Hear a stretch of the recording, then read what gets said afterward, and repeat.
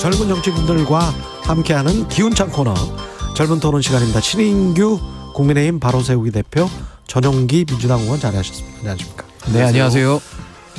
양곡관리법 개정안 관련해서 대통령은 포퓰리즘 법안이라고 처음으로 거부권 행사했고요. 거부권 행사는 예상은 했는데 어떻게 보세요? 야당에서는? 심각한 문제가 있는 것 같습니다. 심각한 문제가 있다. 예, 대화를 하지 않겠다라는 선언과 같은 의미라고 저는 받아들였습니다. 지금 양곡관리법 같은 경우에는 윤석열 대통령께서 후보 시절에는 분명히 그 쌀 매수 같은 경우에는 해야 된다라고 좀 강조를 했던 부분이거든요. 그런데 이것까지 거부권을 했다라는 거면 나중에 간호법 같은 경우, 의료법, 그다음에 노조법 이런 것들이 다양한 법안들이 결국엔 통과돼서 올 텐데 이것도 다 거부권을 행사할 것이냐. 사실 입법권에 대한 그런 반대를 하기 위해서 약간 좀 도전적 의미가 아닐까 저는 그렇게도 판단하고 있습니다. 예, 저는 근데 대통령의 거부권이라는 것이 헌법에 규정된 대통령의 권한인 건 맞고요. 저도 사실 정치가 좀 복원이 돼서 여야가 좀 합의로 통과시켰다면은 대통령께서도 이런 거부권 얘기를 못 하실 텐데 또 민주당이 계속 이제 밀어붙이다 보니까 분명히 저는 양곡관리법에 문제가 있다고 생각을 하거든요. 예를 들면 시장 원리에 일단 반하는 부분이 있고 저는 이제 식량 주권이나 식량 안보 차원에서는 일부 저는 농민들에 대해서 우리가 신경 쓸 부분은 있습니다만은 이것을 그냥 무조건식으로 사주겠다는 이런 의무 조항이 들어가는 거에 대해서는 전 좀 주의할 필요가 있다. 그래서 전 이번에 이 양곡관리법에 대한 거부권 행사는 좀 정당하다. 저는 이렇게 봅니다. 이게 문제가 뭐냐면요.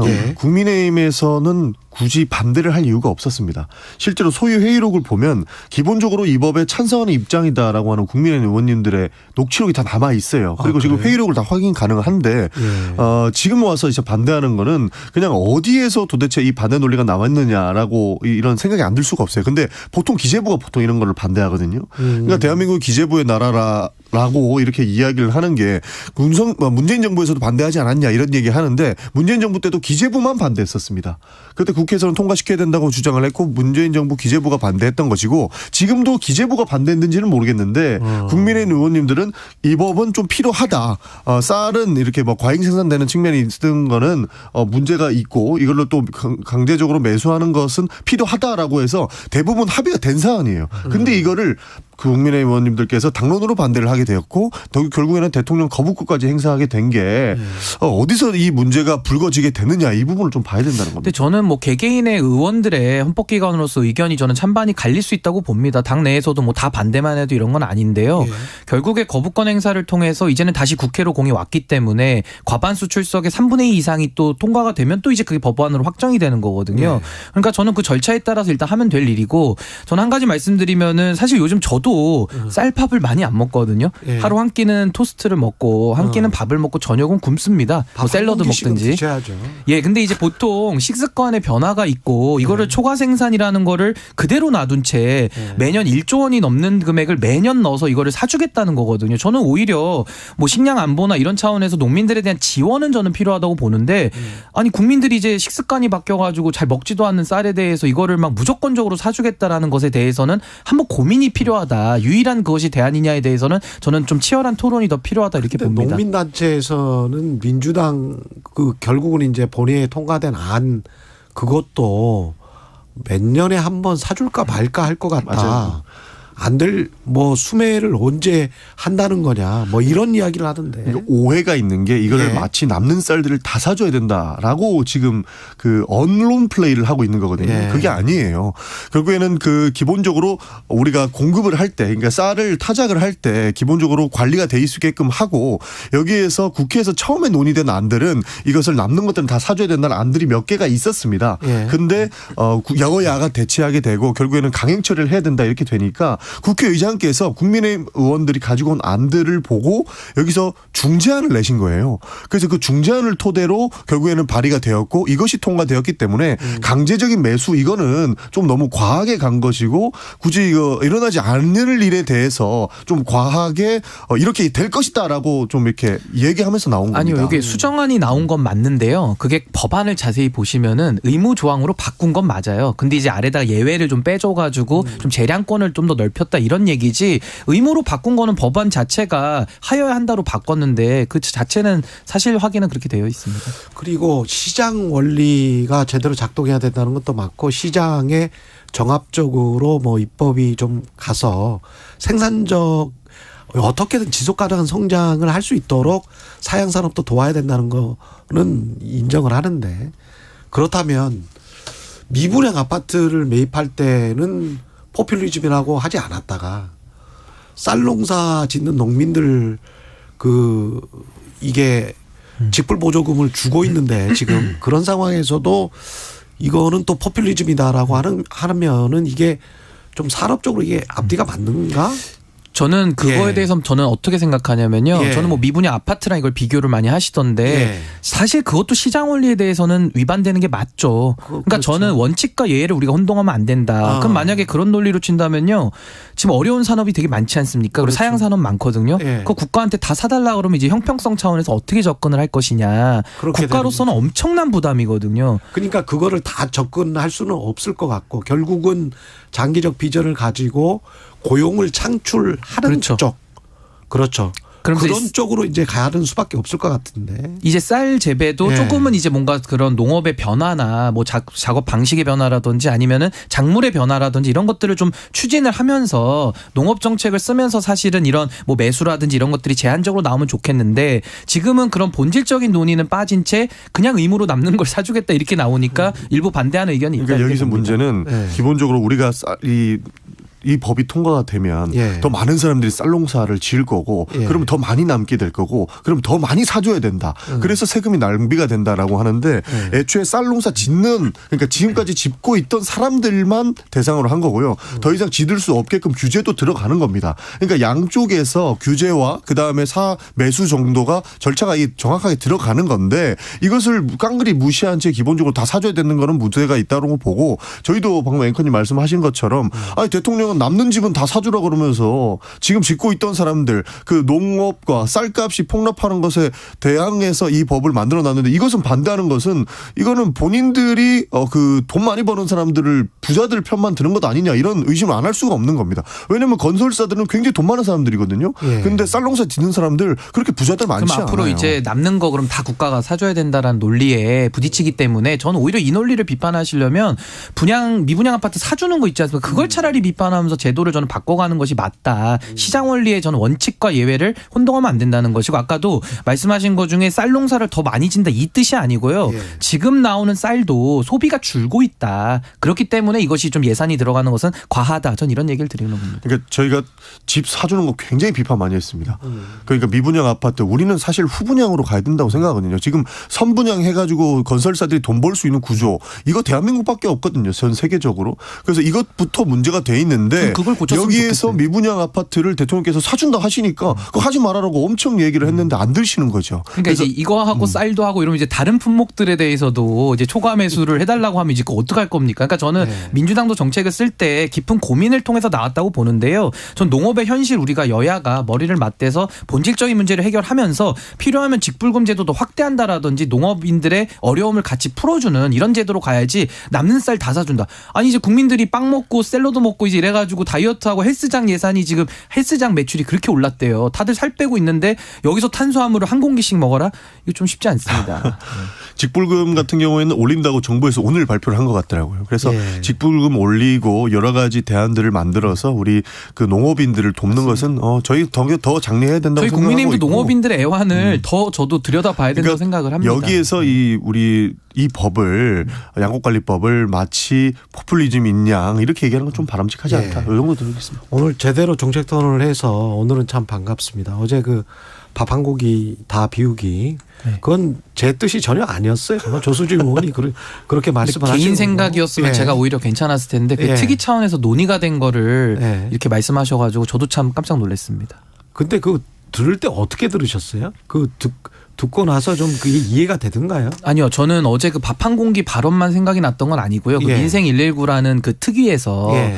처음에는 가뭄 지역에 물 보내기 운동하자 이랬어요. 그렇죠. 근데 운동. 그것도 사실은 저수지 문제라든지 가뭄에 해결이 될 수 있는 근본적인 대책이 나오면서 물 보내기도 했다 그러면 그러니까, 이해가 되는데 그러니까. 정치권에서 캠페인 단체처럼 구호 단체처럼 활동을 하니까 일단 문제였고요. 두 네. 번째는 편의점 도시락 박람회를 했어요. 그것도 국회에서. 근데 편의점 도시락도 직장인들이 너무 고물가에서 월급은 오르지 않으니까 부득이하게 맛은 좀 떨어지지만 편의점 도시락이 싸서 그걸 먹는 건데 이걸 국회의원들이 체험을 하고 있습니다. 국민 앞에서. 그렇다면 고물가의 원인 제공을 한 사람들은 정치인들인데 피해자들 앞에서 마치 그 피해를 경험해 보는 거예요. 예. 국민들 마음이 뒤집어지지 않겠습니까? 그러다가 밥 한 공기 얘기가 나오니까 야 이거는 양곡관리법에 대한 근본적 해결도 아니고 밥을 다 먹어가지고 쌀을 소비시키자. 그 쌀 저는 남는 거 다 조수진 의원 집에다 보내고 싶어요. 다 드시라고. 저는 딱 그 얘기 들으면서 아니 그러면은 쌀 남는 것 때문에 문제가 돼서 밥 한 공기 다 먹는 거다라고 하면 옛날처럼 월급도 쌀로 주자 주는. 이렇게 주장할까 봐. 아니 댓글에 그게 나왔어요. 국회의원 세비부터 쌀로 주자. 뭐 그것도 괜찮네요. 예, 국회의원 세비를 쌀로 주면 연봉 1억 원어치 쌀로 드립니다. 그 조선시대 때는 고위 공무원들한테도 다 쌀로 이렇게 임금을 줬었기 때문에. 아니, 근데 저는 한 가지 어제 밥 한 공기에 대해서 이런 비판은 할 수 있는 게 그러면 조수진 의원 논리대로 하자 그러면 우리가 이제 핸드폰 다 쓰지 않습니까? 이제 공중전화 다 안 쓰거든요. 예. 그러니까 이제 조수진 의원 얘기를 빌리자면은 공중전화 하루에 한 번씩 걸고 오자. 뭐 이런 거랑 비슷한 거예요. 큰일 날 얘기입니다. 진짜로. 그러니까 진짜 이런 식의 나이브한 접근과 너무 국민들의 참 마음을 아프게 하는 이런 발언들은 차라리 말씀을 삼가시는 것이 더 도움이 될 저는 것이다. 국민의힘이 바로 쓰려면 그 우리 119 그 정책을 담당하시는 그분들 담당자들부터 좀 바꿔야 될 것 같아요. 아까 말씀하셨던 선출되셨는데 것처럼 어떻게 바꿉니까? 아니요 그 실무자들을 좀 바꿔야 된다고 생각을 하는 게 그 편의점 점주께서 거기에 참석을 하시고 페이스북에다 글을 쓰셨어요. 편의점 음식 체험 이런 걸 하셨더라고요. 근데 편의점 점주들은 그 남는 음식들 어떻게 뭐 폐기할 수가 없으니까 본인들이 뭐 드시는 경우가 많은데 국회까지 와가지고 그 사람들 어려움을 듣겠다고 하면서 편의점 음식 체험하면은 자기는 계속 편의점 음식 먹어왔는데 내가 여기까지 와서 이런 음식 먹어야 돼? 그러니까 이런 나쁜 음식이 아니고 이렇게 내가 이것까지 내가 체험을 해야 돼? 이거는 잘못된 거다. 그러니까 접근 자체가 잘못됐다. 저는 이 비판하시더라고요. 편의점 도시락이라는 게 굉장히 지금 우리 사회의 아픈 부분을 저는 드러내주고 있는 하나의 상징이다 이렇게 봅니다. 지금 예. 직장인들이 밥을 한 공기를 사 먹으려고 해도 뭐 10,000원 가까이 되거든요. 그러니까 너무 비싸다 보니까 돈을 절약하기 위해서 편의점 도시락이 한 5,000원 정도 되거든요. 그러니까 이걸 사 먹고 있는 현실인데 그 고물가에 대해서 물가 정책을 정말로 현실적으로 잡아야 될 권한이 있는 집권 여당에서 편의점 도시락을 체험하면서 박람회를 하는 식으로 한다? 이거 국민들의 아픔에 진짜 소금 뿌리는 거랑 비슷하거든요. 그렇게 편의점 도시락 국회의원들이 먹는다고 해서 물가가 잡힙니까? 그리고 매일 편의점 도시락 드실 거예요? 하루 한 번 드신 거잖아요. 그거 한번 보여주느라고. 전 이런 식의 접근 방법은 매우 옳지 않다 저는 이렇게 봅니다. 그게 국회가 결국은 입법기관이잖아요. 네. 한 사람 한 사람이 다. 근데 입법에 치중을 해야 되는데 아까 말씀하신 대로 시민사회단체가 할 일 또는 행정부의 어떤 말단기관이 할 일을 직접 하겠다고 하니까 그럼 좀 진짜 쇼하는 것 같은 그런 느낌이 드는 거죠. 그러니까 자기 왕관의 예. 무게에 무게감을 못 느끼는 거죠. 사실. 예. 그러니까 집권 여당이면 조금 더 책임감 있게 모든 문제들을 볼 필요가 있을 것 같습니다. 예. 이렇게 본인들이 체험함으로써 다 이해해 줄 것처럼 그렇게 전달하는 것들이 사실 여야 할 것 없이 그 정치인들이 가장 큰 문제가 근데 그 이게 옛날에 부분으로 그 시작하는 체험 거죠. 삶의 현장이라는 프로 있었잖아요. 그랬죠. 유니콘 타고 올라가가지고 힘든 네. 일하고 성금 넣는 건데 예. 딱 그 수준이에요. 제가 볼 때는. 근데 정치권이 체험 삶의 현장을 다시금 이렇게 뭐 복귀시켜가지고 보여줄 것까지는 아니다. 정말로 고물가가 심각하거든요. 그리고 이자 부담 심각하거든요. 이걸 해결할 수 있는 방안을 만들어내라. 그리고 그렇죠. 그거 할 자신이 없으면 내려와라. 지금 국민들의 뜻은 그겁니다. 제가 볼 때. 동의합니다. 예. 그리고 민주당에서도 발언 논란이 있었는데 한덕수 총리 발언 논란 짚기 전에 안민석 의원은 내년 총선에서 국민의힘이 지면 윤석열 대통령과 김건희 여사가 감옥에 갈 것 같다. 이거는 어떤 의미였을까요? 뭐 어떻게 보면은 예. 안민석 의원께서 좀 강성 발언을 일부러 하신 것 아닐까. 그 정도로 국민들도 화난 부분이 많다. 이 정도 하신 것 아닐까 저는 그렇게 보는데요. 예. 사실 이런 부분들은 부적절한 것이죠. 예.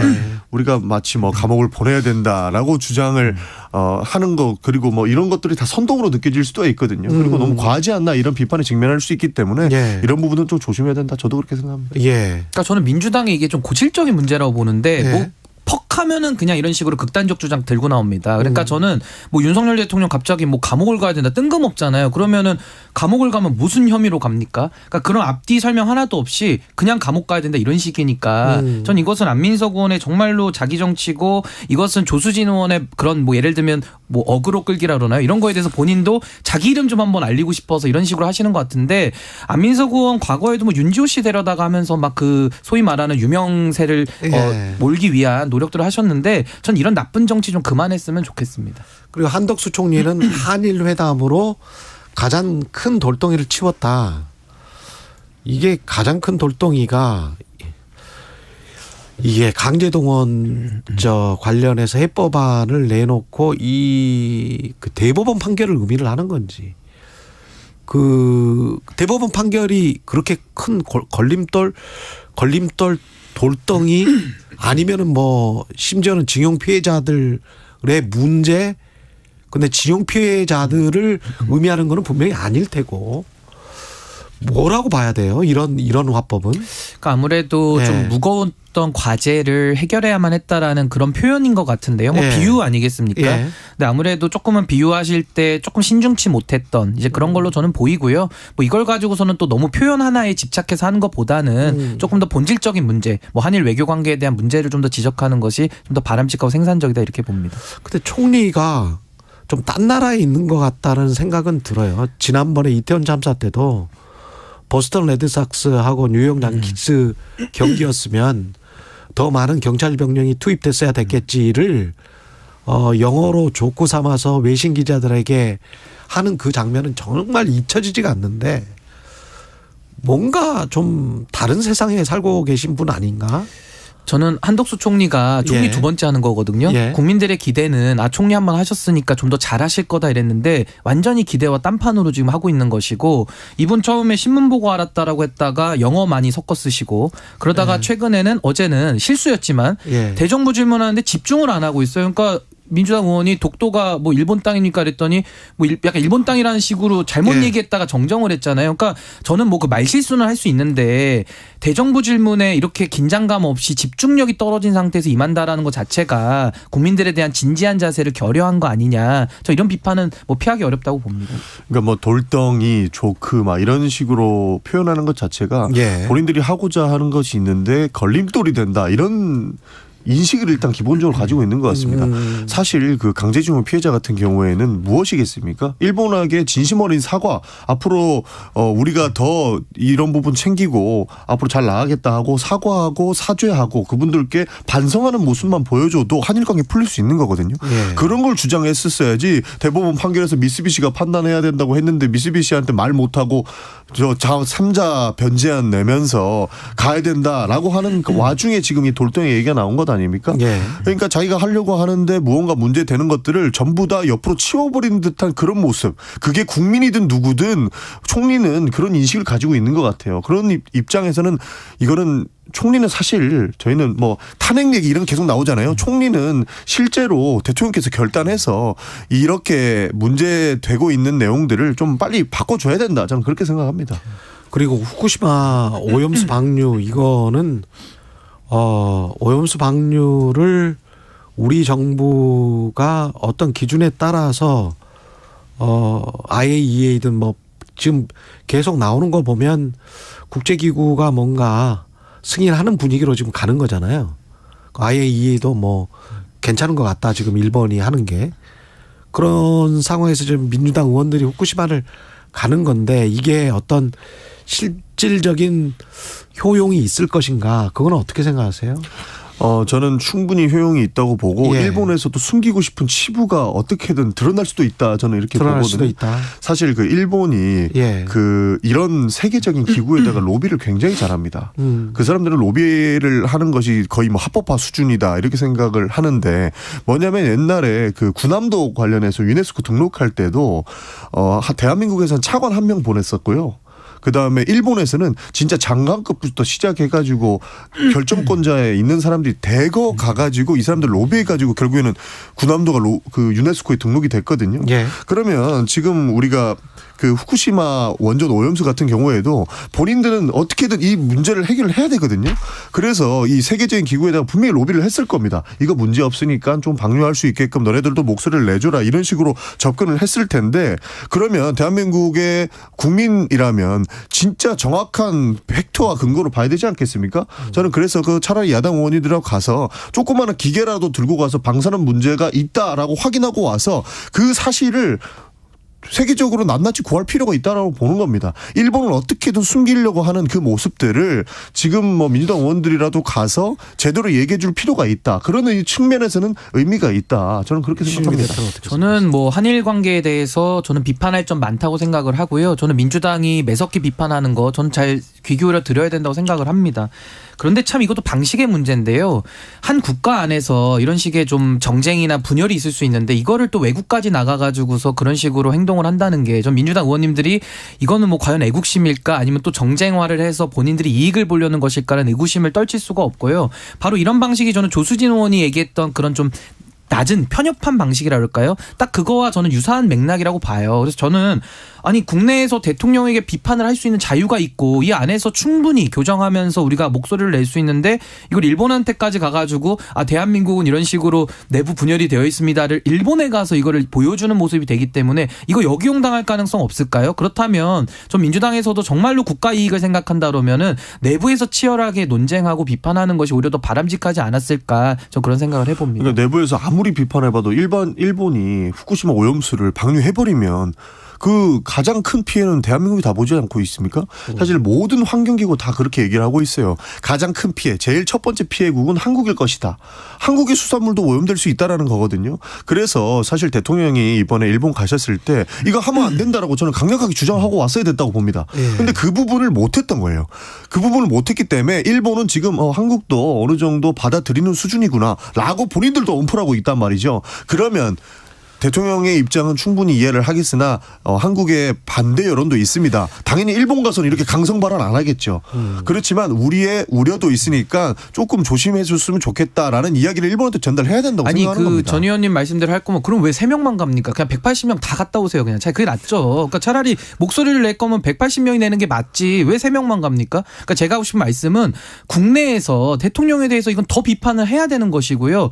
결국은 목적이 아무리 정당해도 수단이 잘못되면 안 되는 거거든요. 아니 외교라는 것이 다 그렇게 중구난방으로 하는 게 아니잖아요. 그러니까 저도 윤석열 대통령께서 이거 후쿠시마 오염수 얘기 나왔을 때 더 강력하게 대처해야 된다고 보거든요. 그러니까 이 부분에 대해서는 더 정부를 압박하고 국회에서 견제라는 것이 맞지 3명의 의원이 외국에 나가가지고 대한민국은 이렇게 지금 딴 목소리가 나오고 있습니다. 이런 식으로 하는 것이 과연 바람직할 것이냐 좀 고민이 필요하다고 봅니다. 왜 이렇게까지 하느냐에 대한 비판은 저는 충분히 받아들여야 그 논리가 한동훈 장관이 시행령 하는 거랑 비슷한 거예요. 오죽하면 하겠습니까? 이거랑 똑같은 거죠. 정부가 귀등로도 안 됐잖아요. 그러니까요. 하지 말라고 장관 얘기를 몇 번이나 거죠. 했고 분명히 문제 제기를 했는데도 정부가 귀뚱으로도 안 듣고 대중무직물로 와가지고 하는 얘기가 독도는 한국 땅이니까 그러니까 아닙니다라고 하고 있잖아요. 그러니까 절차대로 그것도 교정해 나갈 책임이 있는 겁니다. 민주당이 야당이니까 외국에 나가서 그렇게 할 게 아니라요. 한국 내에서 국회 내에서 더 치열하게 싸우고 차라리 외교부 장관에 대해서 더 강력한 조치를 하세요. 외교부 장관은 탄핵 소추까지 그러니까 그런 걸 차라리 하시라는 거예요. 외국에 나가서 그렇게 하지 마시고. 분명히 하고 있는데 이 부분을 정부가 너무 안 받아들이니 이 정도 의견 정도는 의원 외교에서도 충분히 풀어나갈 수 있겠다는 그 논리는 판단에서 한동훈 장관이 검수완박 법안에 대해서 공감하지만 동의하지 않는다 하면서 시행령으로 우겨서 가잖아요. 저거 잘못됐다고 보거든요. 그거랑 비슷하게 보입니다. 그리고 한 3분밖에 안 남았는데 오늘이 젊은 토론 마지막 시간입니다. 좀 아쉽네요. 마지막 토론에 또 너무 잘하셔가지고 예, 격찬의 문자들이 많이 들어오고 있습니다. 그 전주 을에서 강성희 후보인가요? 진보당 후보가 됐습니다. 이걸 정치적으로 어떻게 받아들일까요? 뭐 아무래도 후보를 민주당이 내질 않았고요. 예. 뭐 아무래도 소수 정당에서 이렇게 들어오게 됐는데 뭐 저는 사실은 양당에 대한 불신 이게 저는 이제 표면화됐다고 보고요. 참 그런 면에서는 양당이 좀 더 정신을 똑바로 차리고 정치를 제대로 해야 될 것이다 이런 생각을 했습니다. 예. 요새 진보당이 잘합니다. 네. 현수막 칭찬까지. 문구 같은 거 보면은 현수막 문구는 네. 대단해요. 정확하게 국민 거기 뭐 광고에서 카피라이터 있는 줄 알았어요. 그렇죠. 쏙쏙 예. 꽂히게끔 하거든요. 예. 사실 국민들이 어려운 부분이 처해 있고 사실 윤석열 정부가 잘하는 것도 있지만 잘 못하는 부분이 저는 더 많다고 보는데 그런 부분에서 진보당이 정확하게 지적해주고 그 결과가 이번에 전주 을에서 나왔지 않았나 그렇게 봅니다. 그리고 문자 온 거를 좀 소개를 해드리겠습니다. 두 분께 마지막 선물로 조성빈님, 오늘 토론은 말꼬리 잡는다거나 전 정권 탓하지 않고 사안에 집중해서 굉장히 깔끔하게 떨어지는 느낌, 짜증 안 나고 집중해서 듣게 된다, 이런 칭찬해 주셨고요. 0178님, 젊은 토론 전용기 신인규 두 패널 분들 여야 편이 아니라 대다수 국민들 정서에 맞는 말씀을 해 주시니까 시사 라디오 기분 좋게 듣게 됩니다, 이렇게 말씀하셨습니다. 고맙습니다. 마지막 인사 좀 해주세요, 정치자분들께. 예, 아니 뭐 저도 사실 이 최경영의 최강 시사가 요즘 가장 핫한데요. 이 핫한 방송에 더 인사드리면 좋았겠지만 좀 아쉬움은 남고요. 예. 그래도 앞으로 또 좋은 기회에 와서 자주 또, 나와주세요. 예, 예. 하고요. 또 최경영의 최강 시사 계속 응원하겠습니다. 네, 고맙습니다. 저도 최경영의 최강 시사라면 다른 거 다 제쳐두고라도 예. 와서 인사드릴 수 있게끔 하겠습니다. 예. 네. 두 분 신인규 국민의힘 바로 세우기 대표, 전용기 민주당 의원이었습니다. 고맙습니다. 네, 감사합니다. 예, 다음 기회에 꼭 뵙겠습니다. 4월 6일 목요일 KBS 1라디오 최경영의 최강시사였고요. 오늘은 여기까지입니다. 앞서 말씀드린 커피, 치킨, 예, 치킨은 2분이죠. 커피는 10분이죠. 예, 쿠폰 당첨자 최강시사 홈페이지에서 확인하실 수 있고요. 0813님이 최경영 기자님 목소리가 전혀 불편하지 않습니다. 아유, 다행입니다. 예, 더 나빠져서 쉬시는 일만 없었으면 좋겠습니다. 오늘도 화이팅입니다, 이렇게 말씀하셨습니다. 감사합니다. 저는 KBS 최경영 기자고요. 내일 아침 7시 20분에 다시 돌아오겠습니다. 고맙습니다.